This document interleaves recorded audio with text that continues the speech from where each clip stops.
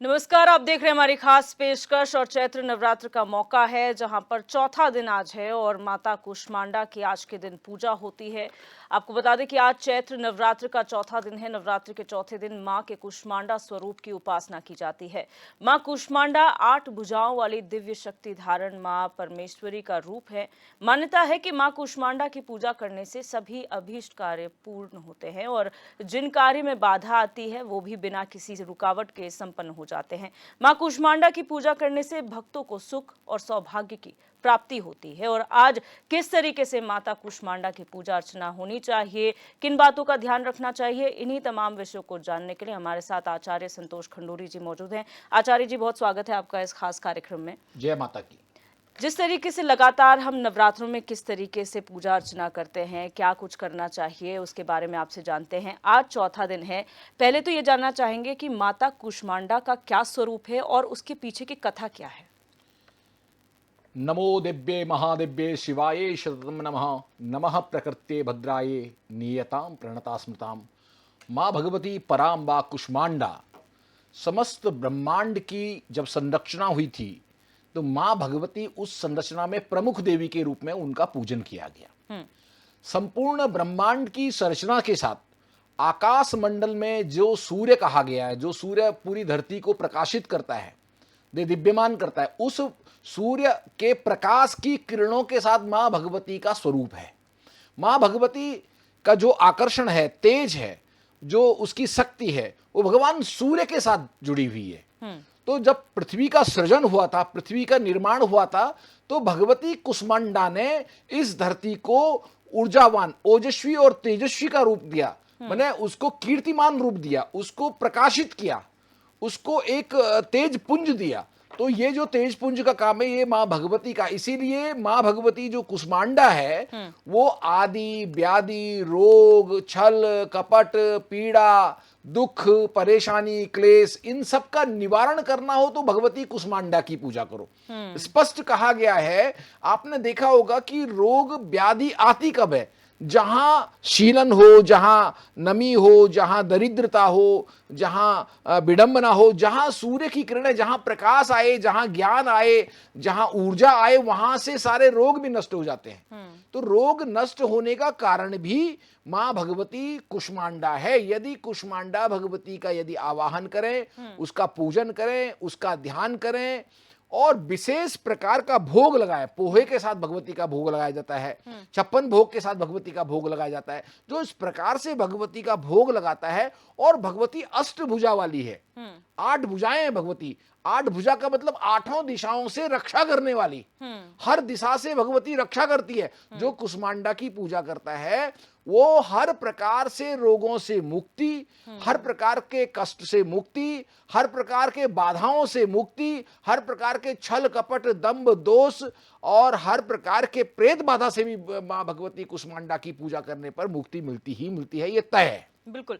आचार्य जी, एक महत्वपूर्ण सवाल ये है कि जब हम माता भगवती की बात करते हैं, उनके स्वरूप की बात करते हैं, अष्टभुजाओं वाली माता है माता कुष्मांडा, ऐसे में हर हाथ में उनके कुछ ना कुछ वो धारण करती हैं। चाहे हमने देखिए देवियों के हाथ में खड़क होती है, तलवार होती है और साथ ही साथ अन्य शंख चक्र गदा, इस तरीके से।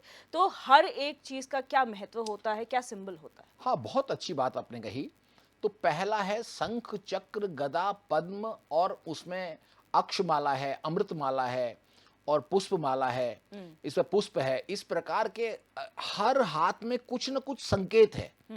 तो जो जितनी भी दिशाएं हैं, 8 दिशाओं से रक्षा करने वाली, लेकिन 8 दिशाएं जो है नेगेटिव नहीं होती है। एक दिशा ऐसी या 2 दिशा ऐसी भी है जहां से एनर्जी आती है, वो है उत्तर और पूरब की दिशा।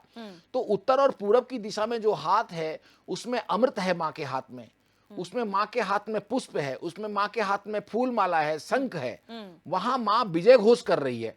और अन्य हाथों में शंख है। शंख का मतलब होता है आपकी विजय पताका को लहराना, आपके युद्ध स्थल में आपकी विजय घोषित करना या आपके शत्रुओं को परास्त करना। और जो चक्र है वो आपके शत्रुओं को नष्ट करना है। एक में आपका जो है कृपाण है मां भगवती के, एक में मां भगवती के हाथ में गदा है, एक में मां भगवती के हाथ में खड्ग है। तो ये जो खड्ग है, जितने भी ये हथियार हैं, ये शस्त्र हैं, ये शस्त्र आपके जीवन के नकारात्मक चीजों को नष्ट करने के लिए है। जी। और जो सकारात्मक चीजें हैं, जैसे फूल है, अमृत पुष्प है, अमृत है, और यहाँ पर शंख है, ये सारी चीजें, और माला है, ये भक्ति की ओर प्रेरित करते हैं।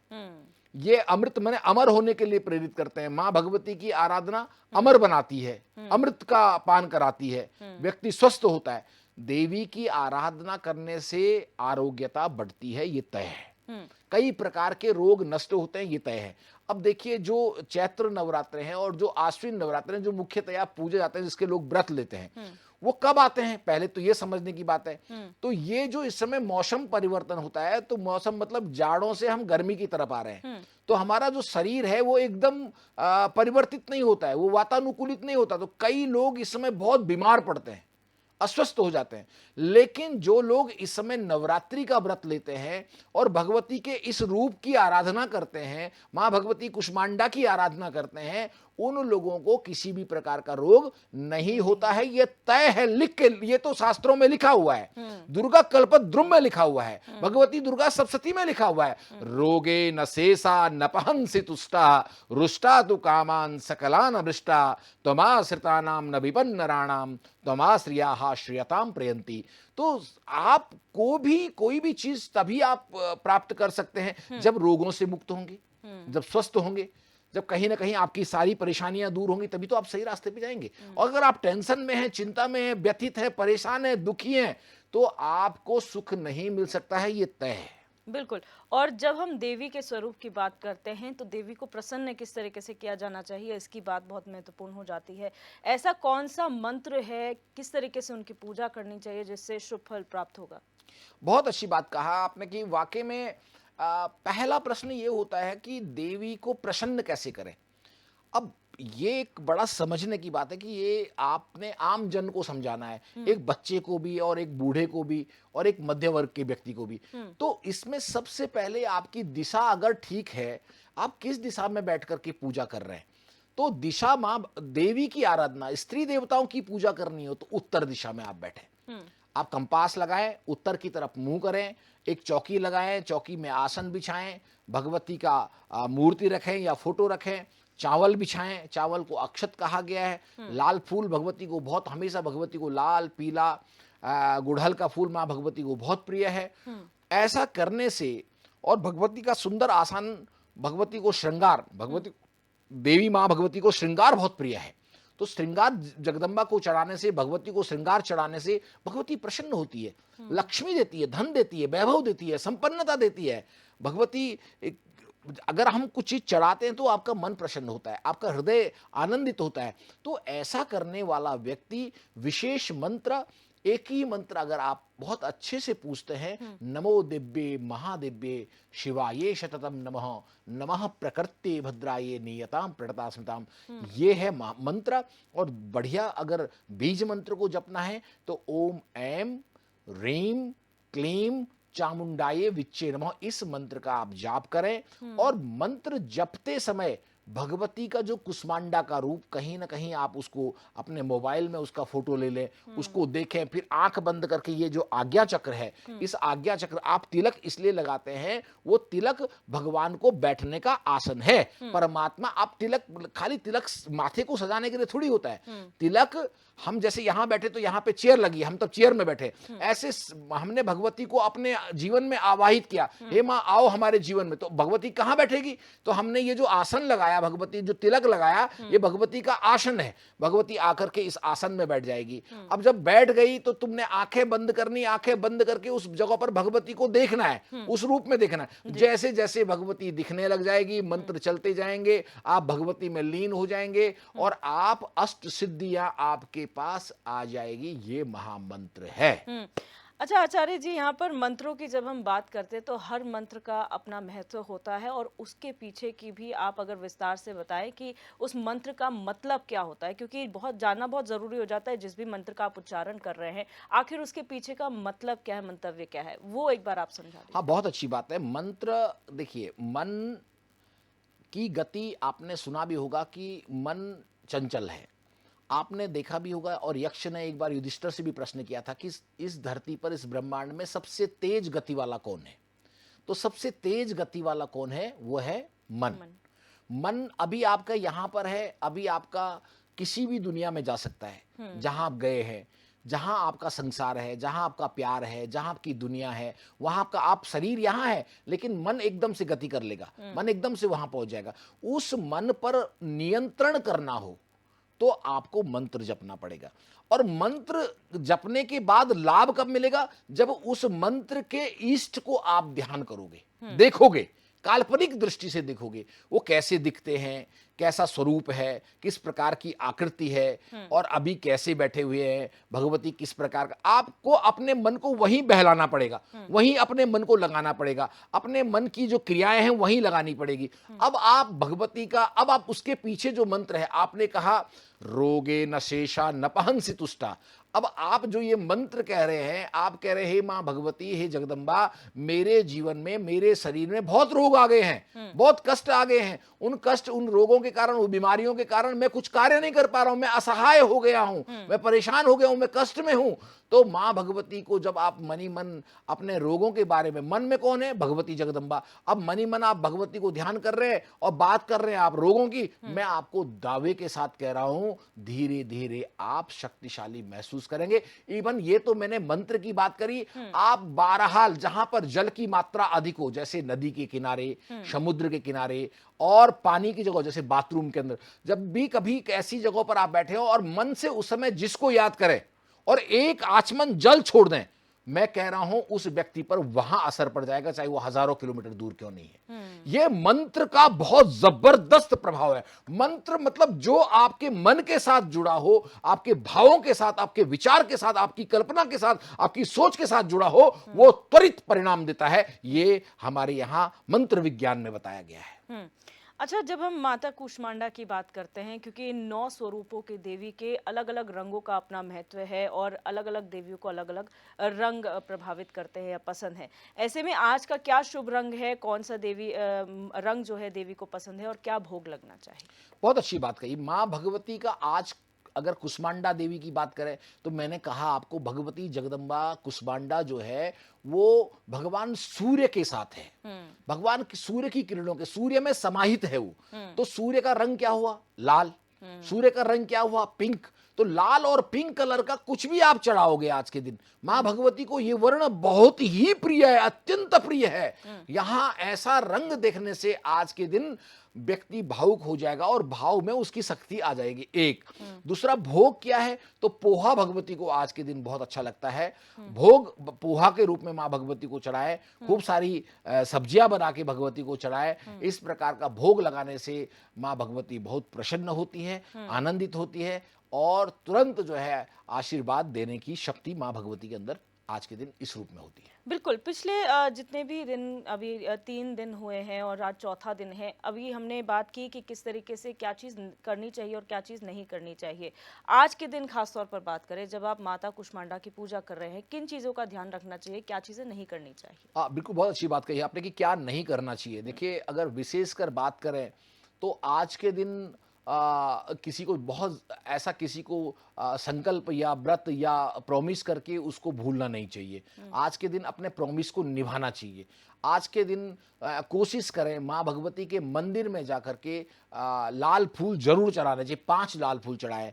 भगवती को चावल जो है उनको लाल करके माँ भगवती को चढ़ाएं। भगवती को खीर बहुत पसंद है, भगवती को खीर चढ़ाएं, और खीर चढ़ाते समय ये जरूर बोले, ओम श्रीम ह्रीम श्रीम कमले कमलालये प्रसीद प्रसीद ओम श्रीम ह्रीम श्रीम महालक्ष्मी नमो नमो। ऐसा करने से माँ भगवती को खीर अगर खीर नहीं बन पा रही तो सिंपल माँ भगवती को चावल चढ़ाएं। ऐसा करने से आपके जीवन में सुख संपन्नता आती है, और आज के दिन भगवती को हल्दी चढ़ाने से सारे रोगों की मुक्ति होती है। ऐसा करने से हर व्यक्ति कहीं ना कहीं अपने जीवन में सफल होता है, हर प्रकार से कष्टों से उसको मुक्ति मिलती है, और आज का दिन अपने आप में अद्भुत है, अलौकिक है। और इन दिनों हर व्यक्ति को चाहिए कि वो अपने घर का वातावरण खुशबूदार बनाए, सुगंधित बनाए, और लाल रंग से सजाए, पर्दे लाल हों, बेडरूम की जो सीटें हैं वो लाल हों, अमूमन चीज़ें उनको लाल रखनी चाहिए। और ड्राइंग में, डाइनिंग में एक लाल आप जो है कुछ ना कुछ रंग वहाँ पे ज़रूर कोई बिछाएं। तो हर प्रकार से लाल रंग आपको दिखने को मिलना चाहिए और आपका मन, आपकी बुद्धि में ऐसा करने से एक ऊर्जा मिलती है, एक शक्ति मिलती है। और अनायास झूठ न बोलें, अनायास किसी को प्रॉमिस ना तोड़ें और अपने संकल्प को पूरा करें। और कोशिश करें कि शाम को मंदिर जाकर के भोग लगाने के बाद अपना हल्का फुल्का खाएं और रात्रि भर जप करते रहें।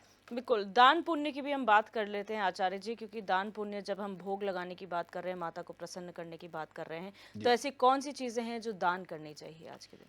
बहुत अच्छी बात कही कि वाकई में दान जीवन का बहुत बड़ा महत्वपूर्ण विषय है। और दान करने से एक भाव बनता है, एक कहीं ना कहीं आदमी के अंदर एक इमोशंस डेवलप होता है, एक ऊर्जा शक्ति उसके अंदर संचालित होती है। तो दान की अगर हम बात करें तो इन दिनों कन्याओं को आप दान करें, देवियों को आप प्रसन्न करें, कुछ ना कुछ नए वस्त्र ला करके खरीद के दें। आपने देखा होगा नवरात्रि में लोग जब नौमी के दिन का इंतजार करते हैं कि नहीं नहीं नौमी के दिन ही हम जाकर के जो है कन्याओं को भोग लगाए। इन दिनों तो आप जब चाहे तब दे दें, जिस समय चाहे आप भगवती, आप कन्याओं को किसी को कपड़े खरीद के दें, किसी को सूट खरीद के दें, किसी को स्कूल के कपड़े खरीद के दें, कुछ ना कुछ दें कन्याओं को।